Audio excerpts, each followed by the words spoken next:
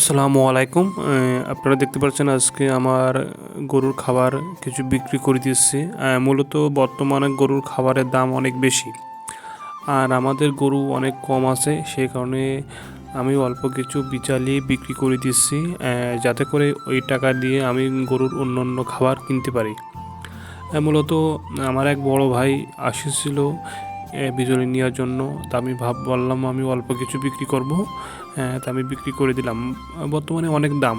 বর্তমানে আমাদের এখানে 6,000 7,000 টাকা করে কাউন্ট বিক্রি হচ্ছে, আর আমি এখানে হাফ কাউন্ট বিক্রি করে দিলাম। সেখানে মোটামুটি 3,500 টাকা হয়েছে।